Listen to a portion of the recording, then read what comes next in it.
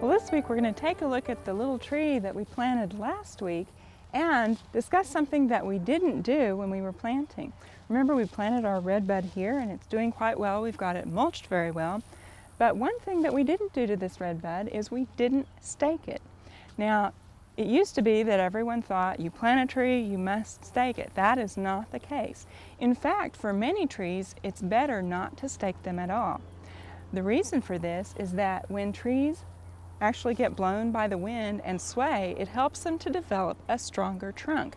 So if you stake it very rigidly and it doesn't sway in the breeze at all, you'll have a very weak tree when you remove the stakes. So if you can get by without staking a tree, it's really good because they'll sway in the breeze and they'll develop a strong trunk. Now, in some cases, it is necessary to stake a tree. Now, in our case, we have a small tree and it doesn't have a lot of top growth, so it's not likely to catch a lot of wind. And we also have it planted in a relatively sheltered area. It's not very windswept right through here.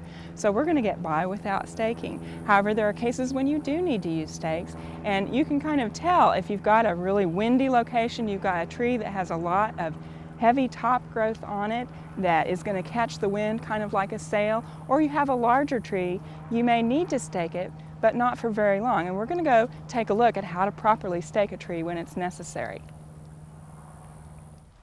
Now, in this case, we have a tree that was benefited by staking. We have a very tall tree and it's got a very large canopy area, and this was planted this spring, and you can see that the wind coming through here would probably pick that up and just take our tree right over before it ever had a chance to root. So in this case, it was a good idea to stake it. Now, this has been staked, and there are some things that have been done properly here, and there are some things that could have been done better, and we're going to go through those so that you can stake your own tree so that it's just at optimal conditions. Now, to begin with, you can use 1, 2, or 3 stakes, depending on the size of your tree. Usually a larger tree, you may need 3 stakes. And the first thing that you want to do when you're putting your stakes in the ground, you never want to put your stake right up next to the tree. There are 2 reasons for this. 1, the tree will actually rub against that stake, and 2, you're putting that stake down in that root ball, which is unstable. So you want to put your stakes away from the tree and outside of the root ball area, and we've done that properly here. We've got 2 nice stakes. They're out here outside of the root ball area. So that part has been done properly.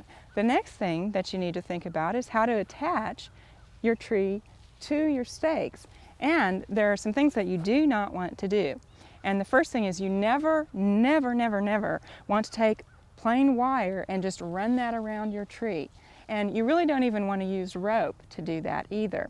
Now here, we've gone a little step better because we have some rubber tubing, basically little sections of hose, that are protecting the tree from the wire. However, there are still some problems with this system, and as you look here, you can see that we've still got some rubbing from our hose here, and what happens is that this is a very small piece of wire, and that's not very much surface area that is applying pressure to the tree. And even though we've got this piece of hose here, that wire still kind of presses through there, and we have a very narrow area on the tree where it's getting a lot of pressure. The other problem that you can see right here is that our hose has actually worked itself around, and you can see right over here how it's basically slid off and our wire is in direct contact with the tree. And you can see all up and down here where we've got damage from the wire rubbing on the tree. Now, as this tree would even begin to grow, we'd have it growing around that wire. That wire would start to cut into the bark. So this is not the best system. Even though it's got the hose pieces on here, still that's a wire going around your tree, and that pressure is not spread out over a very big area. Now, a better way to stake your tree is to use something like this. I've got a couple of examples right down here. Use some webbing like you'd use for a lawn chair, or some strapping that you can get. You can get this at your hardware store, and just take this and place this around the tree. Now, what this does is, 1, it spreads that pressure out over a greater surface area. You can see how we've got a band this wide as opposed to a band about this wide that's on our tree, and even with larger webbing you'd have an even greater surface area. So you can see how that would help.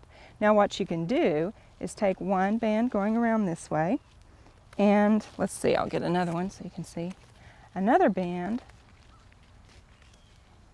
going around this way, and attach those to your posts. And it's a good idea when you attach them to use some kind of rope.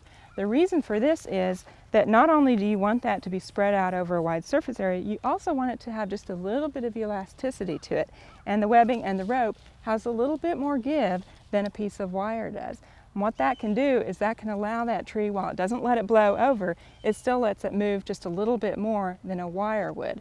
So if you think about staking your tree right, you'll get it staked in the ground very well. Now the last thing that you need to think about is that you need to remove it on a timely basis.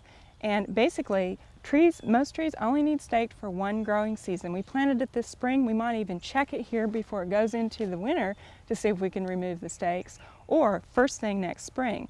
And trees that are planted this fall, we'll want to check them, and probably mid-season next year we'll want to take those stakes out, because as soon as that tree is rooted in and we don't have any danger of it falling over because it isn't rooted in, then we need to get those stakes out so that tree can go ahead and develop a strong trunk.